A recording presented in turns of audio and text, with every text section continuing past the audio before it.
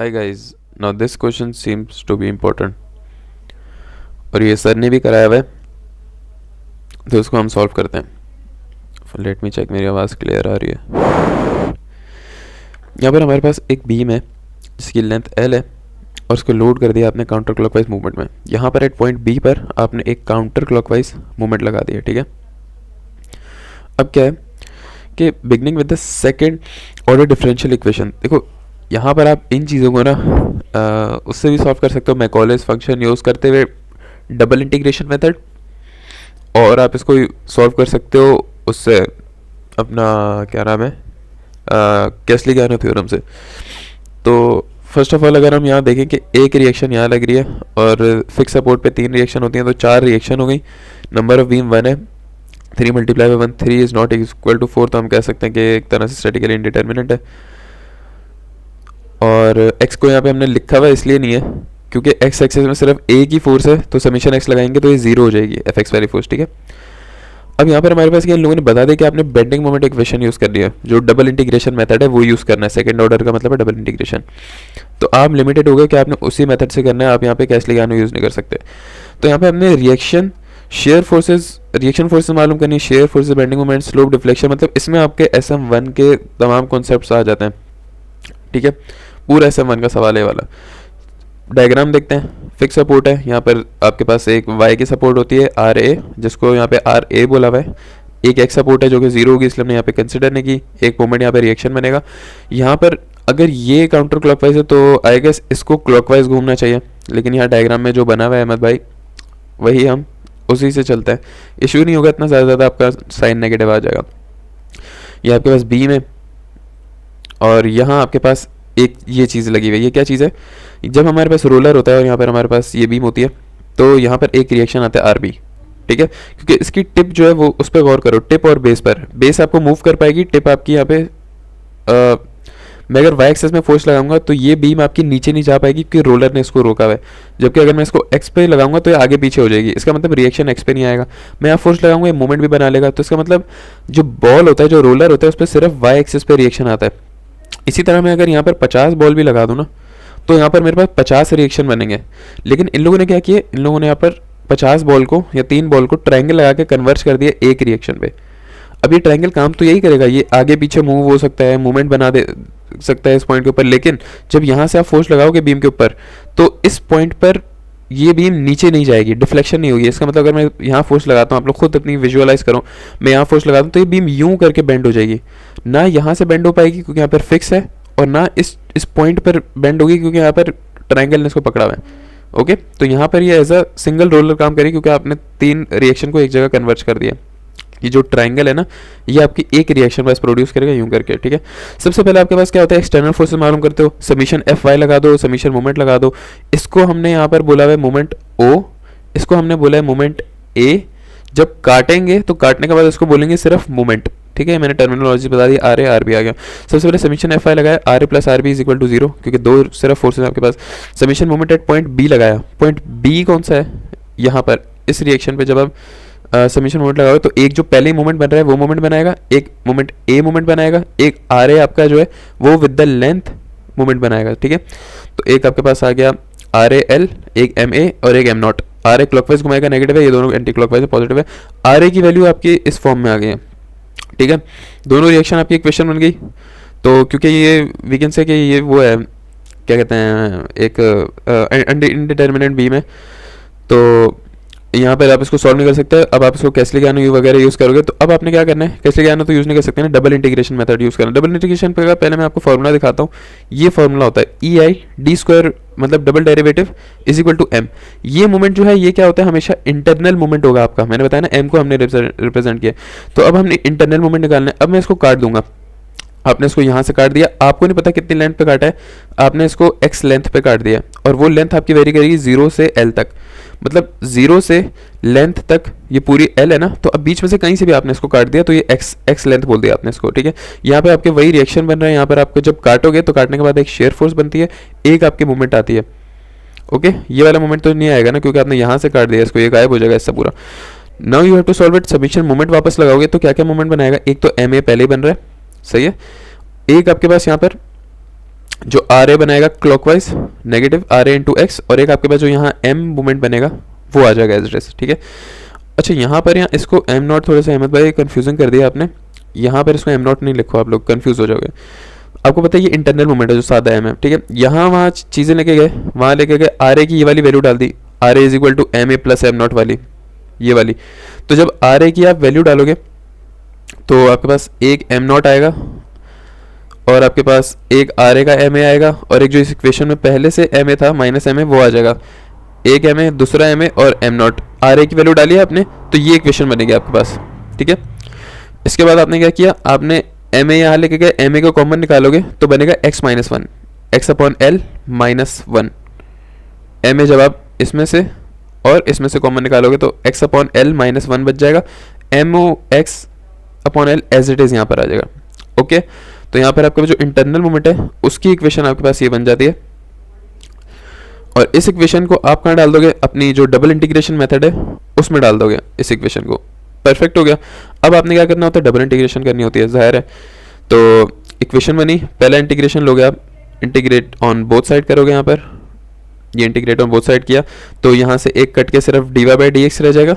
यहाँ पर आप जो इंटीग्रेशन करोगे उसमें एल सबसे पहले बाहर निकालो, सही है। एल क्योंकि कांस्टेंट है तो एम ए अपॉन एल बाहर आएगा और अंदर आ जाएगा x minus L. X minus L की अलग अलग इंटीग्रेशन करोगे तो बनेगा एक्स स्क्वायर अपॉन टू, और ये बनेगा माइनस का एल एक्स, क्योंकि एल बाहर आएगा, फिर इंटीग्रेशन ऑफ डी एक्स होगी सिर्फ एक्स। ये बेसिक मैं फिर भी थोड़ा बहुत ओवरव्यू दिया हूँ, मुझे देना नहीं चाहिए। ये देखो x square upon to minus L x, सही है। इसी तरह एम नॉट अपॉन एल बाहर आएगा, एक्स का होगा x square upon two plus c one, क्योंकि यहाँ पर कोई लिमिट अभी नहीं है हमारी, अभी हमारी कोई लिमिट नहीं है, क्योंकि ये डबल इंटीग्रेशन मेथड में आप लिमिट्स नहीं लेते, सही है।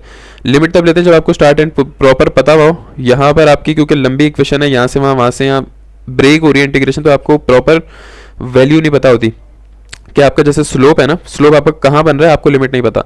ये जो इक्वेशन है ये आपको क्या दिखा रही है, स्लोप दिखा रही है, D Y by D X कहते हैं स्लोप को। तो स्लोप आपको नहीं पता कि कहाँ बन रहा है, इसलिए अभी आपने वो नहीं लगाई, लिमिट नहीं लगाई। तो इसी तरह आप डबल इंटीग्रेशन मेथड को हमेशा C1 C2 से सॉल्व करो। तो पहले इंटीग्रेशन करोगे तो C1 कांस्टेंट ऐड होगा, अगेन इसकी इंटीग्रेशन करो, एक्स स्क्वायर ये बन जाएगा एक्स क्यूब अपॉन थ्री, और थ्री टू पहले से यहाँ पर, तो three multiply by two six, x cube upon six, minus का L x x square upon two आ जाएगा, यहाँ पे हो जाएगा x cube upon three, three multiply by two six, ये आ गया सिक्स, एक्स क्यूब आ गया, एल पहले से, एम नॉट पहले से, और C1 के साथ एक्स आ जाएगा, प्लस C2 आपका ऐड हो जाएगा फॉर द डबल इंटीग्रेशन। यहाँ जब करोगे ये कट के with respect to dx, dx से dx कटा, इंटीग्रेशन से d कटा, सिर्फ y रह जाएगा आपका। तो ये आपके पास दो इक्वेशन बन गई। अच्छा, ये अब अपना गौर से ध्यान में रखना, बाउंड्री कंडीशन हम लगाएंगे तो किस वाली इक्वेशन में लगाने वाले हैं। सबसे पहले मैं आपको बाउंड्री कंडीशन एक बार समझा दूँ कैसे। ये आपने ना हमेशा अपनी आंखों से विजुअलाइज करनी है, और प्रैक्टिस से आपको समझ आ जाएगी कि यार बाउंड्री कंडीशन कैसे बनती है। गौर से देखो यार, मेरी यहाँ पर जो बीम है वो यहाँ पर फिक्स है और यहाँ पर पॉइंट है। मैं जहाँ भी फोर्स लगा दूँ, मैं यहाँ फोर्स लगाऊँ, यहाँ फोर्स लगाऊँ, कहीं भी फोर्स लगा दूँ, when there is point A, point A पर मेरा एक्स क्या है, जीरो, तो यहाँ पर मेरी डिफ्लेक्शन भी जीरो होगी। मेरा y में जो ये बीम y में डिस्टेंस कवर करेगा वो जीरो होगा। क्यों? क्योंकि यहाँ पर फिक्स सपोर्ट है। देखो 0.011 डिस्टेंस पे थोड़ा बहुत डिफ्लेक्शन हो सकती है, लेकिन पॉइंट जीरो जहाँ पर है ना, बिल्कुल एट अ पॉइंट जहाँ पे मेरी रिएक्शन फोर्स है, वहाँ मेरी जीरो डिफ्लेक्शन होगी। ये आपने खुद विजुअलाइज करनी है। इसी तरह मैं अगर देखूँ कि जाहिर है किसी एक पॉइंट पर आपका डेरिवेटिव भी जीरो होता है, डिफरेंशियल, तो मैं बोलूँगा अगर मैं इसका डेरिवेट ले लूँ D Y by D X, वो भी जीरो होना चाहिए। समझ आ रही है आपको भाई? जब आपका y जीरो है, जब एक जगह पे आपका y जीरो है तो इसका डेरिवेटिव भी जाहिर है जीरो होगा ना। कांस्टेंट डेरिवेटिव ऑफ जीरो भी जीरो होता है। तो ये बाउंड्री कंडीशन आपको दिमाग में भी रखनी है, रट्टा भी मारना है कि आप ये चीज़ें लगा सकते हो। When s is equal to zero, deflection is equal to zero. When x is equal to zero, your d Y by D x is equal to zero. एक और यहाँ पर इस पॉइंट पर भी देख लो, when x is equal to L, full length जब आपकी होगी तब भी आपकी कोई डिफ्लेक्शन नहीं होने वाली। समझ आ रही है ना? तब भी y is equal to zero, क्योंकि यहाँ पर आपके पास रिएक्शन फोर्स है। अगर मैं यहाँ एक बॉल लगा दूँ on a distance of l by two, तो आप बोलोगे when x is equal to l by two, तब भी मेरा y is equal to zero है भाई, क्योंकि इस पॉइंट पर भी डिफ्लेक्शन नहीं होगी। मेरा बीम या तो यूं करके डिफ्लेक्ट करेगी या तो यूं करके डिफ्लेक्ट कर जाएगी, ठीक है? इस पॉइंट पर नहीं करेगी। देख रहे हो विजुअलाइज, ये जो मैकेनिक्स यहाँ पे बन रहा है। तो ये आपने बाउंड्री कंडीशन है अपने माइंड से इस तरह लगानी होती है। बाउंड्री कंडीशन आपने यहाँ पे लगाई, पहली boundary condition s is equal to zero, D Y by D x is equal to zero. अब आपने देखना है कि आपका D Y by D X किस इक्वेशन में। देखो इस इक्वेशन में तो नहीं है, मेरा D Y by D X इस इक्वेशन में यहाँ पर है, तो मैं इस इक्वेशन में अपनी वैल्यूज पुट करूँगा। D Y by D X को जीरो रखो, ये पूरा जीरो हो जाएगा, एक्स को जीरो रखो, ये भी जीरो, ये भी जीरो, ये भी zero, C one is equal to zero. इसी तरह next boundary condition is X is equal to zero, Y is equal to zero.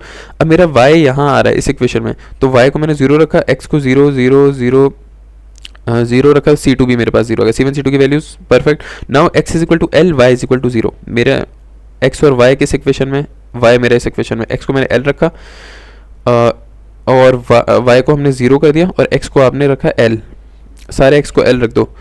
Proper काटम कुटी होगी यहाँ पर, सी वन सी टू की वैल्यू जीरो रख देना क्योंकि ऊपर हमने निकाल लिया, ठीक है। एल वगैरह रखोगे प्रॉपर, वाई जीरो था आपका, तो आपके पास मोमेंट ए की इक्वेशन आ जाएगी in the form of moment O. ये कौन सा है, ये रिएक्शन मोमेंट है, जो हमने उन लोगों ने बोला ना कि आप रिएक्शन भी निकालो चीज़ें। और मोमेंट ओ कौन सा मोमेंट है, इस सवाल में जो मोमेंट ओ आपके पास आया वो है ये वाला, बाहर वाला मोमेंट। ये हमने कैसे इंट्रोड्यूस कराया था, ये हमने आर ए की वैल्यू जब निकाली थी, इसमें मोमेंट ओ आ रहा था, तो हमने क्या किया था, हमने इंटरनल मोमेंट में आर ए की वैल्यू, ये जो आ रहा था ये डाल दी थी, तो यहाँ से हमारे पास external moment in the form of internal moment introduce हो गया। तो ये आपके पास जो एक्सटर्नल मोमेंट है, ये आपके पास इक्वेशन बनती है रिएक्शन मोमेंट की, एम नॉट अपॉन टू। अब इसको आप कहाँ डालोगे, इसको आप अपनी जो इंटरनल मोमेंट की इक्वेशन आई थी वहाँ डाल दोगे और अपने रिएक्शन की जो इक्वेशन आई थी उसमें डाल दोगे। वापस मैं एक बार दिखा देता हूँ कौन सी वाली उसमें डालोगे। ये आपके पास बनी थी इक्वेशन इंटरनल मोमेंट की, ये वाली, ये नज़र आ रहा है आपको, m is equal to this. तो ये आपकी जो इंटरनल मोमेंट है वो इन द फॉर्म ऑफ दो मोमेंट बन रही थी, रिएक्शन भी और एक्सटर्नल मोमेंट भी। आपने बोला यार इसको सिंप्लीफाई करते हैं, एम ए की वैल्यू मैंने निकाल लिया, यहाँ पर मैं वैल्यू डाल देता हूँ, ये आप प्रैक्टिस करोगे समझ आ जाएगा इजी सी ना। और इसी तरह आर ए की जब आपने वैल्यू निकाली तो यहाँ पर एम ए की वैल्यू डाल दोगे, तो डाल देना यहाँ पर आपने मोमेंट में डाल दी एम ए की value M naught upon to, ये आपके पास आ गई एक इक्वेशन। इसी तरह आर ए की जो वैल्यू थी उसमें आपने डाल दी M naught upon two, M A की जगह, ये आपके पास आर ए की वैल्यू आ गई। हमें पता है कि आर ए बराबर है माइनस का आर बी, हमने ऊपर रिएक्शन फोर्सेस में निकाला था पहली वाली इक्वेशन में, तो हमने ये आर बी की वैल्यू भी आ गई। पहला सवाल हमारा हो गया, सारे रिएक्शन फोर्सेस आ गए आपके पास, एम ए भी आ गई और आर ए भी आ गई और आर बी ए भी आ गई इन the form of am not और एल बी में। सवाल में ऐसे ही आएगी ये, लेट्स से कि इन लोगों ने अलग से बोला इन the form of, in the form of नहीं बोला, लेकिन क्योंकि हमें एक्सटर्नल वैल्यूज़ पता नहीं है एम नॉट और लेंथ वगैरह, लेकिन अगर यहाँ पर आपको देखो एक्सटर्नल वैल्यू अगर आपको गिवन है, एम नॉट एक्सटर्नल है, लेंथ एक्सटर्नल है, तो आपके पास रिएक्शन फोर्सेस आ जाएंगे। तो ये आपको परफेक्ट आपके पास पहला आंसर आ गया। अब हमने क्या निकालनी है, हमने डायग्राम्स निकालनी है, स्लोप निकालनी है। अब कैसे निकालेंगे भाई, अब यार शेयर फोर्स डायग्राम और बेंडिंग मोमेंट डायग्राम कैसे बनाते हैं, आप अपनी बीम को काटते हो, फिर जो इंटरनल आपके पास शेयर फोर्स और इंटरनल मोमेंट आपके पास निकलता है जो काटने के बाद आता है, आप उसको लिख लेते हो, उसको मतलब सॉल्व कर दो समीशन एफ आई और समीशन मोमेंट से। उसके बाद क्या होगा, आपकी मोमेंट की एक इक्वेशन बनेगी और एक आपके पास शेयर फोर्स की इक्वेशन बनेगी। वहाँ पर आप अपनी बाउंड्री कंडीशन डालोगे, basic boundary condition, when x is equal to zero और when x is equal to L, ये दोनों आप मोमेंट में भी डालोगे, शेयर में भी डालोगे, तो जीरो पॉइंट पर आपकी मोमेंट की एक इक्वेशन आएगी, हाँ मोमेंट की वैल्यू आ जाएगी, और एल पॉइंट पर भी मोमेंट की एक वैल्यू आएगी। इसी तरह शेयर फोर्स की भी जीरो पॉइंट पर एक वैल्यू आएगी और एंड पे भी एक वैल्यू आ जाएगी। तो आपके पास ना एक ग्राफ बन जाएगा स्टार्टिंग और एंडिंग का। इस और इन दोनों को आप सॉल्व करके क्या निकाल सकते हो, मैक्सिमम डिफ्लेक्शन, कि आपकी बीम किस डिस्टेंस पर मैक्सिमम डिफ्लेक्ट हुई है और वो कौन सा डिस्टेंस है जहाँ पर आपकी बीम डिफ्लेक्ट हुई है और कितनी डिफ्लेक्ट हुई है, ये सारी चीज़ें आप इससे निकाल। सबसे पहले क्या होती है, आपको इंटरनल मोमेंट और शेयर की इक्वेशन निकालनी होती है। तो शेयर की इक्वेशन अगर यहाँ पे आप देखो, यहाँ पर एक आर ए वाई लग रहा है, एक यहाँ पर वी लग रहा है, तो दो ही है, बस समीशन मोमेंट लगाओ, तो R A minus V is equal to zero, तो V is equal to R A, V is equal to R A की वैल्यू आपने ऊपर निकाल ली है, ये वाली 3/2 एम नॉट अपॉन एल, ये आपने डायरेक्ट लिख दी। Now this is a constant value, ये आपको गौर से देखना है। देखो यार, कभी भी सवाल में अगर आपके पास एक ऐसी वैल्यू आए जहाँ पर कोई एक्स ना आ रहा हो, कोई एक्स ना आ रहा हो, यहाँ पर कोई एक्स नहीं आ रहा ना इस वैल्यू में, तो आप इससे कहते हो this is a constant equation. इसकी जो लाइन बनेगी ये स्ट्रेट लाइन बनेगी। अगर यहाँ पर कुछ x की वैल्यू आती है, x-1 x-3, उसको आप कहते हो लीनियर इक्वेशन। तब आपकी लाइन लीनियर होती है लेकिन स्ट्रेट नहीं होती, यूं जा रही होती है, कम हो रही होती है, ज़्यादा हो रही होती है, सही है। और जब आपके पास इक्वेशन के अंदर x स्क्वायर -2 करके स्क्वायर की वैल्यू आ जाए, तो this is a quadratic parabolic type, जिसमें आपका जो कर्व बनेगा ग्राफ का वो यूं करके बनता है, कर्व पैराबोलिक। ये बेसिक टर्मिनोलॉजीज हैं, ये मैं बता रहा हूँ आपको, ठीक है। अब यहाँ पर ये चीज़ क्लियर हो गई कि यहाँ पर x की वैल्यू नहीं आ रही v में। क्यों नहीं आ रही? क्योंकि direct R A is equal to V था और v is equal to R A की हमने वैल्यू डाली, तो हमारे पास ये इक्वेशन एक कांस्टेंट है। फर्स्ट करो सवाल में एम नॉट की वैल्यू गिवन होती 3 और एल लेंथ गिवन होती 4, तो आपके यहाँ पर कुछ 0 पॉइंट समथिंग वैल्यू आ जाती है जो कि कांस्टेंट स्ट्रेट लाइन होती। ये चीज़ इंपॉर्टेंट है कि ये पॉजिटिव वैल्यू है, ये मैं बाद में बताऊंगा इसका क्या सीन है। इसी तरह जो आपने इसको काटा, समीशन मोमेंट लगाओगे, एक मोमेंट एम ए बनेगा, एक मोमेंट एम नॉट, एक मोमेंट आपका ये वाला एम बनेगा और एक आर ए आपका मोमेंट बनाएगा। आर ए की वैल्यू डालना, एम ए की वैल्यू आपने ऊपर जो निकाली है ये वैल्यू डाल देना, तो आर ए की वैल्यू डाली, एम ए की वैल्यू डाली, ये आपके पास इक्वेशन बन गई। यहाँ सॉल्व करने की जरूरत नहीं, आपने ऊपर सॉल्व कर लिया है, ये यही वाली इक्वेशन है, ये वाली, ये सही है, ये सेम इक्वेशन है, ये आपने ऊपर पहले ही सॉल्व कर लिया है। M naught upon 2l into 3x minus L. देखो 3x माइनस एल, यहाँ अगर मैं x की वैल्यूज पुट करता जाऊँगा ये m की वैल्यू चेंज होती जाएगी, इसका मतलब ये लीनियर इक्वेशन है। आपका जो ग्राफ बनेगा वो यूं स्ट्रेट लाइन, ये यूं स्ट्रेट लाइन बनेगा। तो आपके पास मोमेंट की भी इक्वेशन आएगी और शेयर की भी इक्वेशन आ गई। अब यहाँ पर मैं बोलता हूँ put x is equal to 0 और x is equal to L. डाल ही नहीं सकते, यहाँ पर x की कोई वैल्यू नहीं है, इसका मतलब ये कॉन्स्टेंट है। तो जबकि यहाँ पर मैं डाल सकता हूँ when x is equal to 0, तो x की वैल्यू जब मैं 0 डालूंगा ये हो जाएगा माइनस एल, एल से एल कटेगा, तो जो आपका मोमेंट है वो बराबर हो गया माइनस का एम नॉट अपॉन 2। और when x is equal to L, तो x की जगह एल डालूंगा तो ये हो जाएगा 2l और 2l अपॉन 2l सिर्फ एम नॉट। तो when x is equal to L, m is equal to M naught. ये बहुत बेसिक चीज़ें, प्रैक्टिस करोगे समझ आ जाए, कोई इशू वाली बात नहीं है, बेसिक चीज़ें बिल्कुल। तो ये मैंने दोनों लिमिट डाली। अब देखो मुझे पता चल गई सारी चीज़ें, मैं ग्राफ पे आऊँगा, ये छोड़ दो अभी। ग्राफ कैसे बनाते हैं? सबसे पहले आप वाई एक्सिस बनाओगे, ठीक है। वाई एक्सिस पे दो लाइनें लगा दोगे, एक शेयर फोर्स की लाइन होती है, एक आपके मोमेंट की लाइन होती है, ठीक है। इनका डिस्टेंस क्या है? x की वैल्यू 0 से लेकर, ये x की वैल्यू है, x की वैल्यू 0 से l तक होनी चाहिए क्योंकि आपकी बीम 0 से l तक है, 0 से l तक आपकी बीम होनी चाहिए, ठीक है। ये आपके पास हो गया। अब आप देखोगे कि ऊपर वाली लाइन, ऊपर वाला ग्राफ v का है, नीचे वाला ग्राफ जो है वो मोमेंट का होता है।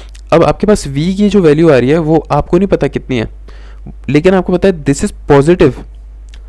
तो कोई भी वैल्यू पॉजिटिव है, इसका मतलब जो लाइन है उससे कहीं भी ऊपर ले लो, आपकी मर्जी है, यहाँ ले लो, वहाँ ले लो, वहाँ ले लो, लेकिन पॉजिटिव में एक स्ट्रेट लाइन खींच दो यहाँ पर और एल्सिस को ज्वाइन करके अंदर शेड कर दो इसको, ठीक है। क्योंकि यहाँ फर्स्ट करोगे आप एम नॉट और एल की वैल्यू डालोगे तो 0 पॉइंट कुछ या 2 या 4 5 6 10 आ जाएगी, तो इसका मतलब ये पॉजिटिव v की वैल्यू जो है वो पॉजिटिव ऊपर आएगी यहाँ पर। अगर यहाँ मैं नेगेटिव साइन लगा दूँ ना, अगर आपका आंसर नेगेटिव में आए तो आप यहाँ पर बनाओगे v की ग्राफ, ठीक है। ये आपको ये चीज़ बताती है। दूसरी चीज़ आ जाओ मोमेंट के बारे में, तो मुझे पता है कि when x is equal to 0 मेरा मोमेंट बराबर है माइनस एम नॉट अपॉन 2। तो यहाँ आप अपनी तरफ से एक रैंडमली एम नॉट को थोड़ा सा एक स्केल दे सकते हो कि यार मेरी जो दो लाइन है वो एम नॉट के बराबर है। मतलब वैसे जाने के लिए ज़रूरी नहीं है, दो लाइन है, आपकी मर्जी है। तो आपने बोला कि ये मेरा एम नॉट है, तो जब मेरी टोटल लेंथ है when x is equal to L, मेरा मोमेंट बराबर है एम नॉट के, तो आपने यहाँ पर एम नॉट लगा दिया। फर्स्ट करो मैं बोलता हूँ कि एम नॉट की वैल्यू कितनी है? 4, सही है, ऐसे समझ लो इसको, एम नॉट की वैल्यू 4 है आपकी। तो मैंने बोला कि when x is equal to L, when x is equal to L मेरा मोमेंट बराबर हो गया 4 के। तो when x is equal to L, मैं एल पॉइंट पर आया, तो यहाँ पर मैंने मोमेंट को, ये डिस्टेंस मेरा कितना है? मैंने बोला 4 है, तो मैंने यहाँ पर एक पॉइंट लगा दिया। फिर मैंने बोला कि when x is equal to 0 मेरा मोमेंट बराबर है एम नॉट अपॉन 2 माइनस का, तो ये हो गया m is equal to minus का 2 हो गया। एग्जाम्पल जो मैंने दिया 4 ग्राम पे रखोगे, 2 से 2 कटेगा तो माइनस 2 आ जाएगा। तो मुझे बताओ अगर 4 यहाँ पर है तो माइनस 2 यहाँ पर होगा, सही है ना। अगर 4 यहाँ पर है तो माइनस 4 यहाँ होगा और माइनस 2 यहाँ पर होगा, 0 यहाँ पर होगा, 2 यहाँ पर होगा, 4 यहाँ पर होगा। तो आपने यहाँ पर एक डॉट लगा दिया, इन दोनों लाइंस को आपने कनेक्ट कर देना है और जो भी एक्स एक्सिस के साथ रीजन है उसको शेड कर देना है। जो पॉइंट यहाँ मेट करेगा हमेशा, यहाँ क्या है? मोमेंट आपका 0 है। मैंने भी बताया ना, ये मोमेंट माइनस 2 है, ये मोमेंट 0 है, ये 4 हो गया, तो ये मोमेंट आपका 0 है। ये लेंथ कितनी, ये डिस्टेंस कितना है एक्स का, ये एक्स का डिस्टेंस कितना है, इसको आप कहते हो पॉइंट ऑफ कॉन्ट्राफ्लेक्चर।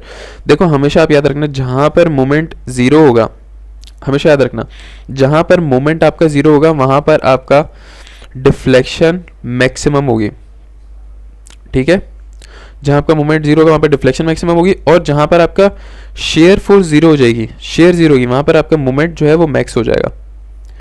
ठीक है, तो मेरे पास जो मोमेंट की इंटरनल मोमेंट की इक्वेशन थी ये वाली, यहाँ पर हम एक्स की वैल्यूज पुट कर रहे थे ना, तो मोमेंट की वैल्यू निकाल रहे थे। अब हमें मोमेंट की वैल्यू अगर पता है कि अगर मैं मोमेंट को जीरो कर दूं तो जो भी मेरे पास एक्स की वैल्यू आएगी वो ये शो करेगी कि इस एक्स की वैल्यू पे मेरी डिफ्लेक्शन मैक्सिमम है। ठीक है, इसको मैंने जीरो किया, ये वहाँ जाके जीरो हो गया, ये भी वहाँ जाके जीरो हो गया, क्या बचा 3x plus 3x is equal to L बच गया, तो x is equal to L by three. तो ये जो मेरा डिस्टेंस है ये एल बाय थ्री है, x is equal to L by three मेरा वो डिस्टेंस है जहाँ पर मेरी डिफ्लेक्शन मैक्सिमम है। तो मैं बोलूँगा कि when x is equal to L by three मेरा y is equal to y deflection होती है, y is equal to y max. तो मैं ये अपनी नई न्यू बाउंड्री कंडीशन उस डबल इंटीग्रेशन वाली इक्वेशन में डाल सकता हूँ, जो कि मेरी ये वाली इक्वेशन है, या y मैक्स की वैल्यू डालूंगा और x की जगह में एल बाई थ्री डाल दूंगा। परफेक्ट। तो इससे क्या होगा, मुझे मैक्सिमम स्लोप मिल जाएगा कि मेरी y की वैल्यू क्या होनी चाहिए। तो आपने यही किया, x is equal to L by three और y को आपने y मैक्स लिख दिया, यहाँ पर x की वैल्यू एल बाई थ्री डालो। बिल्कुल बेसिक यहाँ पे कैलकुलेशन है, सॉल्व करने ना कोई इशू नहीं है, क्यूब से क्यूब कट वट के प्लस माइनस ये सबकी अगर आपने बेस 12 करनी है, इसको मल्टीप्लाई बाय 3 कर दोगे, इसको मल्टीप्लाई बाय 2 कर दोगे, 12 वहाँ जाके वहाँ तो नहीं जाएगा, ई वाई यहाँ पर आ जाएगा, ये कॉमन आ जाएगा, एम ए की वैल्यू अगर एम है तो एम ए की वैल्यू डालोगे तो यहाँ पर आपके पास ये आ जाएगी।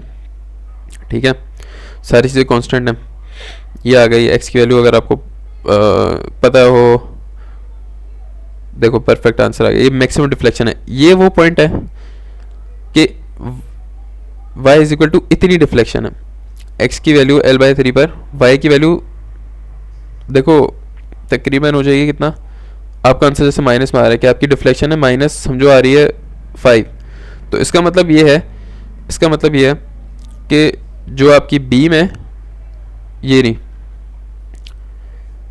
जो आपकी बीम है वो इस डिस्टेंस पर कितना डिफ्लेक्शन की है, y is equal to minus का 5, लेट्स से कि माइनस 5 आंसर आ रहा है, तो ये डिस्टेंस माइनस 5 है, क्योंकि नेगेटिव डिस्टेंस है तो इसको माइनस 5 आपने लिखा, आपका आंसर नेगेटिव आ रहा है। या फिर वी कैन से कि आपका जो मूवमेंट है वो आपने उल्टा लगाया हुआ है इसलिए नेगेटिव आंसर आ रहा है। तो लेकिन आपको ये पता है कि आपका जो मैक्सिमम जो मूवमेंट आपका बनेगा, वो मैक्सिमम जो डिफ्लेक्शन होगी आपकी वो यूं करके होगी,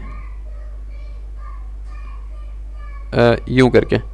ठीक है, इस पॉइंट पर मैक्सिमम डिफ्लेक्शन होगी एल बाई थ्री पर। ओके, ये सवाल आपका क्लियर हो गया, सिंपल है, आसान है, पूरा सवाल ख़त्म हो गया।